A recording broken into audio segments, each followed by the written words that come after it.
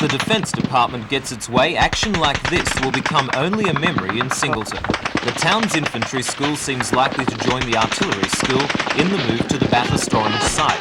Singleton is one of 3 possible sites for the combined facility, and the one the state government favours.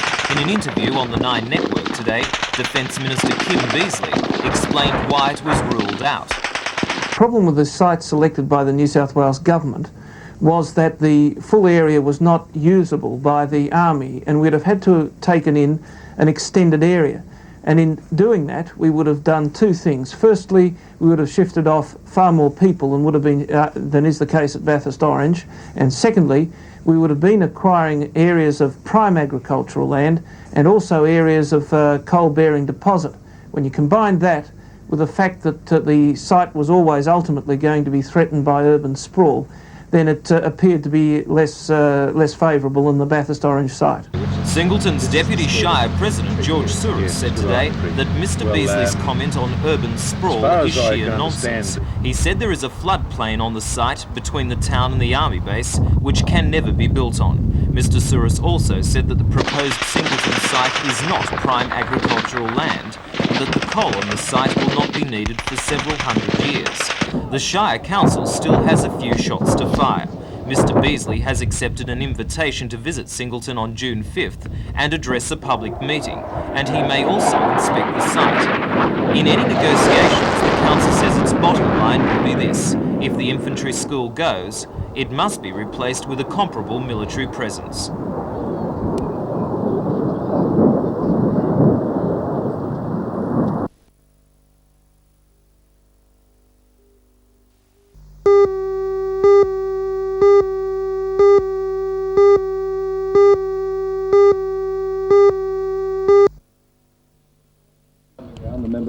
The $52,000 heliport was built with funds from the Gosford City Council and the Community Employment Program. In opening the pad, local government Minister Kevin Stewart praised the council for its foresight and says the facility will foster development in the area.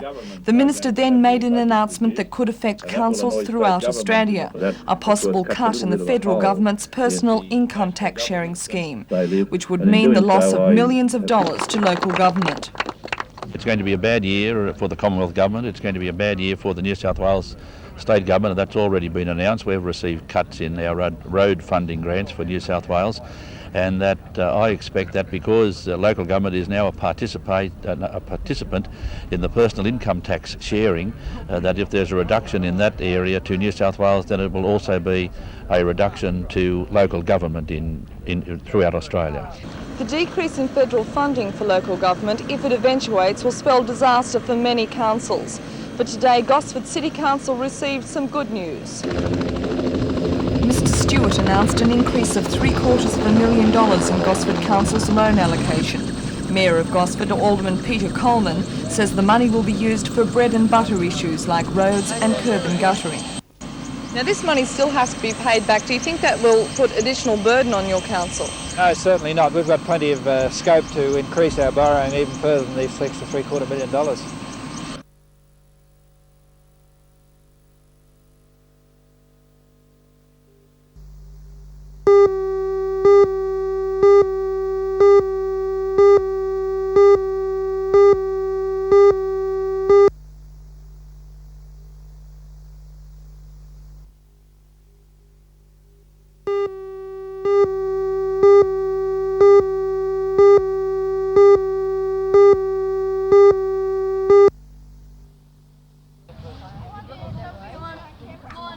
More than 150 students of the martial arts, including 31 black belts, are attending the 2-day camp at Glenrock Lagoon.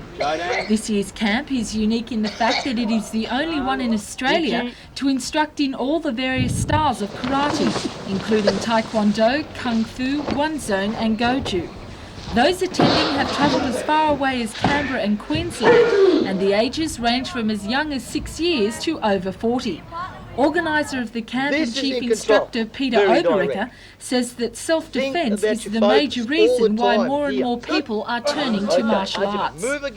Main reasons, I think, are self-defence, our environment, the way things are changing. There's more violence these days, and I think that's the basic thing. Some, of course, come for fitness. I get people from football clubs and so forth on their off seasons to get extra training for fitness. Some change and go the other way, but basically it's a self-defence attitude, I think. Is it ever too late to learn? No way. You can go all ages, you know. Some of the guys I've got 55 and so on. Some of the ladies the same.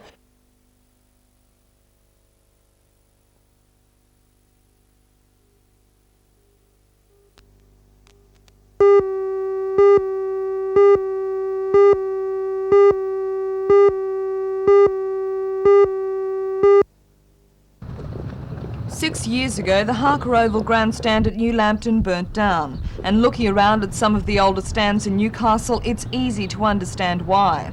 The fire safety of these amenities is the City Council's responsibility, and the fire brigade can only inspect these buildings on request, and then can only make recommendations to improve the fire safety. It's not compulsory for the owner or the council to act on these recommendations. Inspector Ron Herman. The council's diligent in this task? In the majority of cases, I say they're quite diligent, but like a lot of government bodies, they have staff shortages, and it is quite a task to go around and inspect every type of building. It's often not the stands themselves that are the fire hazards, providing there are enough exits. It's what's stored underneath. It's substances like these pieces of timber stored under the stands that can cause the real problems, or rooms under stands that are now used as storerooms for paints and flammable liquids. The fire in Bradford can act as a lesson, but Inspector Herman says it will have been useless unless these older stands are made safer for the public.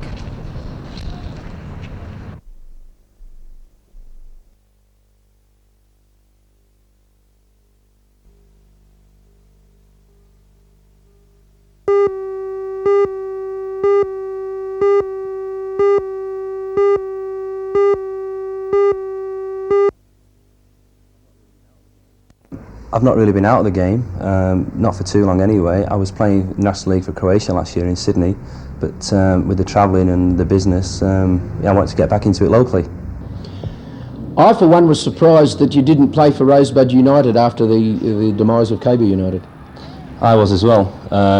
I know I'm still good enough to play National League, and I was available to play for Rosebuds. I was training over there pre-season, but it was just felt that my services weren't required. I saw you as the backbone of KB United in their halcyon days when the big crowds were at the International Sports Centre. Not only a good defender, but you got your share of goals at the other end. Well, yes, I did. A lot of people seem to think that they remember me from one goal at the other end, but what they don't realise is I scored 23, 24 goals at the right end, yeah. And I'm playing for Australs now in the local state league, and I scored one on Sunday for them. That was a good start. It was, but unfortunately we got beat 3-1. How do you find the difference between National League and the local soccer? Well, it's not as quick as the National League, but you know, that's to be expected.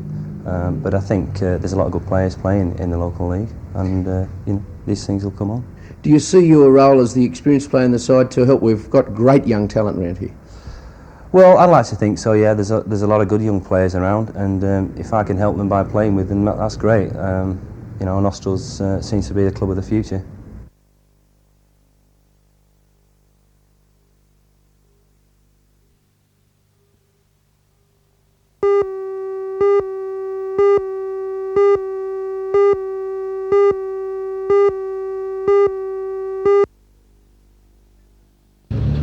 It was their first serious hit-out with all players present, and news that winger Craig McMahon is out with knee troubles and Glenn Perrin of Young is up to the firsts.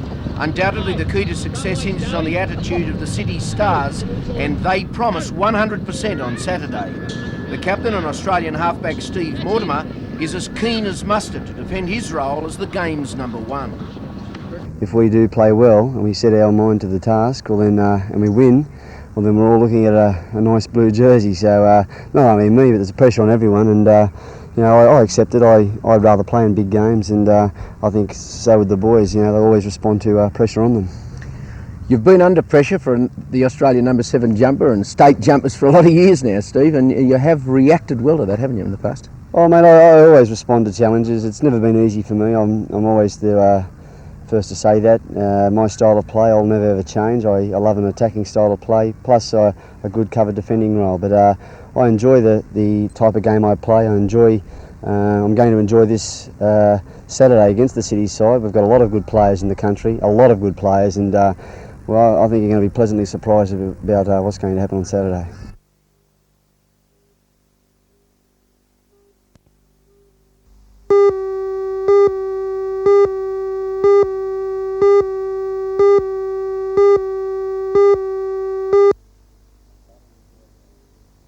Battlers out of these two teams, and I'd rather be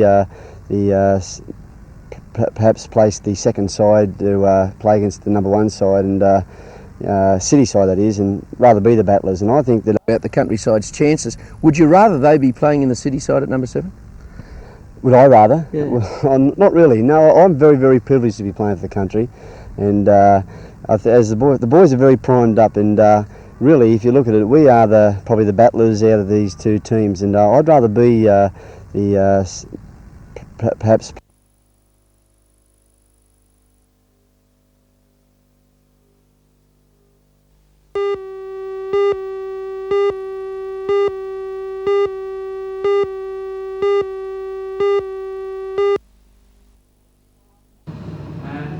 While the medical profession is divided as to whether RSI is a physical disorder, there was little question among the women who attended the meeting.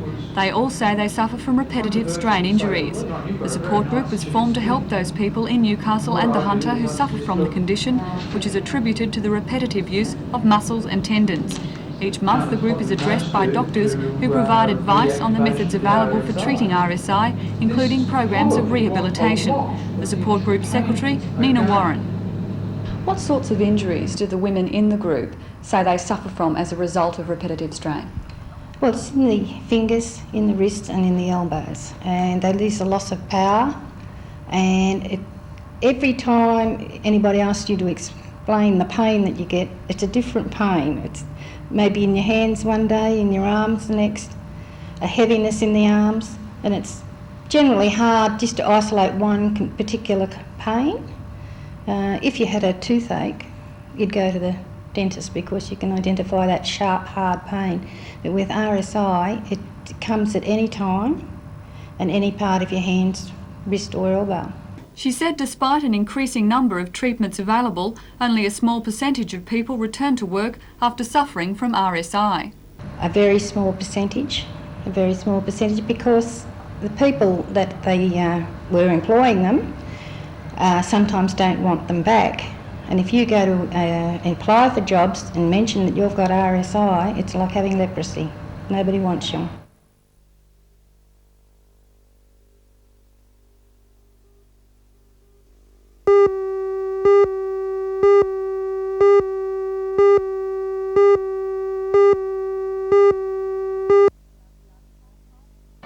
The Archibald Prize for Portraiture has been held at the Art Gallery of New South Wales for the past 64 years.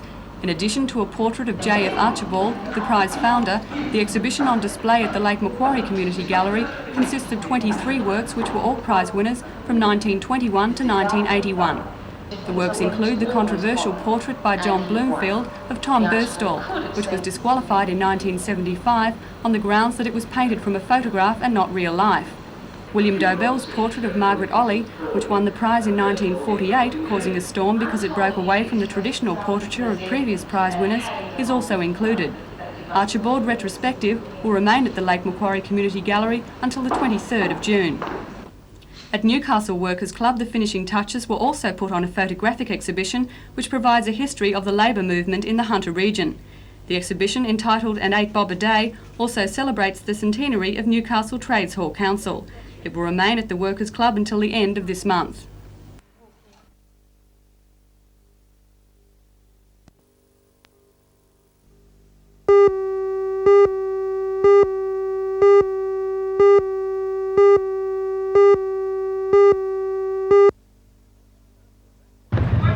Nurses at Royal Newcastle are the only ones at any public hospital in New South Wales not contemplating strike action over the 38-hour week issue, and their banner expressed that.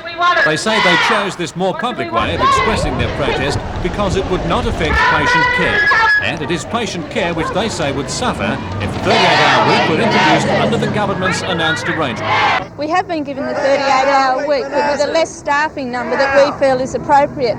They've offered 1,100 nursing staff replacements.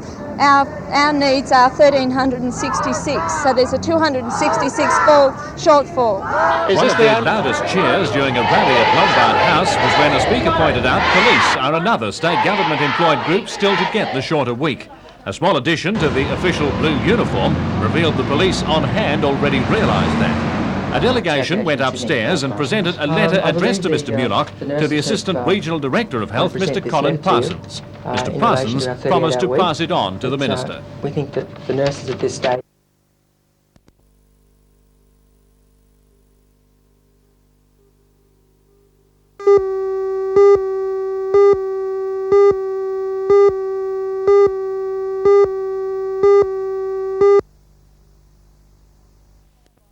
The council was told last month that the local government inspectors were coming to interview councillors, council officers and the project managers' Centennial projects about the finance for the Salamander Bay commercial development. The project has naturally enough had opposition from shopkeepers in Nelson Bay since its inception, but due to the untimely application to rezone the commercial hub of the bay to tourist business, the protests have increased, with thousands of letters pouring in from residents. The Town Clerk John Walsh and Shire President Roy Taylor went to Sydney last week to speak to the inspectors about their report. According to Councillor Taylor, the inspectors have promised to send a letter to the Council early this week outlining their recommendations to Local Government Minister Kevin Stewart. Although he says he can't divulge the inspectors' intentions, Councillor Taylor says their recommendations are favourable. Finance for the commercial development at Salamander Bay hinges on government approval, but project manager Centennial Projects says that if the government stalls the project for too much longer, it may lose the investors that have already been lined up.